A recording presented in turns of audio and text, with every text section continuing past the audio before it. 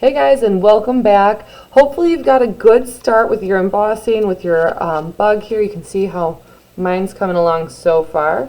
As I'm looking at the back, you can probably see that I did not yet get this area, and I can also tell by looking on this side.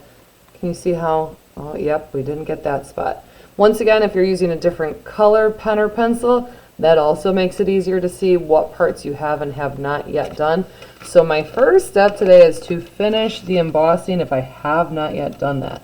So I'm going very slow, just like yesterday, making sure I'm carefully pushing in the metal that's attached to my paper here. And of course I'm doing that on a soft squishy surface so that it's able to dent down through, right? We don't want to be doing this on a hard surface like the hardwood that is on my desk underneath here. That wouldn't work so well because it wouldn't allow the foil to be able to move and bend under the pressure of my pencil. So I'm just finishing these last few lines here. There we go, and depending on where you're at in this process, maybe you're just going to take a little bit longer today. Maybe you already had that part done, but before I lift off my paper, I want to really make sure that I have everything. So like really go over in detail. Did I get that little bit? Did I get that? Check over on the back side too. Does it look like I can see everything? Once you are confident and you're like, yes, I got it all, that's when we remove our paper from the front.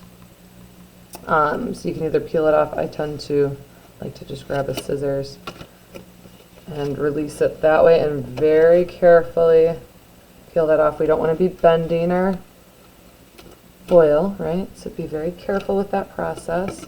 You can take it off here too. All right, there we go.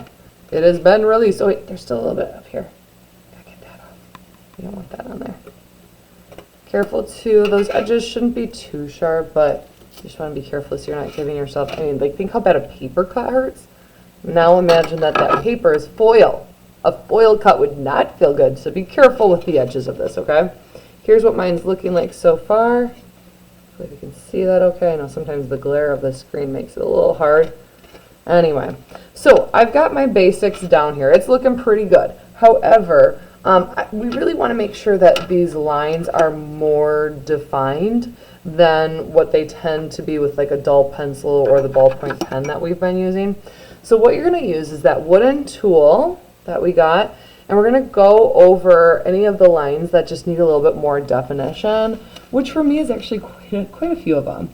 So notice I'm kind of using the side. I don't want to be pushing it straight down like this. I don't want to be puncturing a hole into the foil, so I'm kind of holding it almost sideways, like as if I was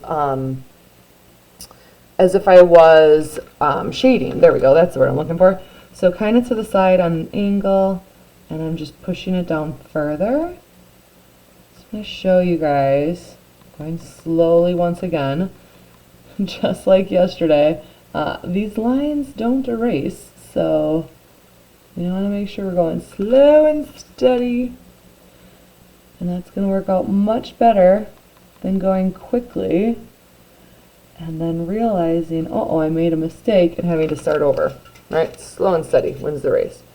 So, I don't know how much you can tell on the video here. I'm going to try to block the reflection a bit. See if that helps. But how much more defined this area looks. So I kind of did that part of the hand or arm. How much better that looks. I feel like you can tell way more in person than you can on the camera. Let me see, popping it really close if we can get a better view. I guess you can tell a little bit better once I get it really close to the camera. It's just more of a defined, sharper line. So that's what we're trying to get. We want to really be able to see where the line ends, whereas some of these lines are kind of just like smoother. So I guess think of it like the difference between a mountain peak that's sharp and a hilltop that's rounded. We want the mountain peak that's sharp. So I guess kind of reverse though, right? Stenting in. So that's what we're going for here, making sure all those lines are really crisp and defined. that we can tell exactly where it's lying and it's not kind of just like a soft dent in. So we've got the remainder of today to work on that with the whole piece. So have that ready to go. And then for next class, do not get rid of this. We are going to need this again.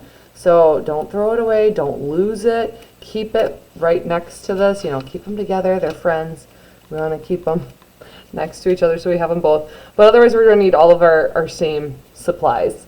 So our bug drawing, our tape, pencil, a ballpoint pen or pencil again, cardboard, our wooden tool, our foil. Obviously, we're going to need all that stuff for next class. So we will see you then. Have fun and be careful. Slow and steady wins the race.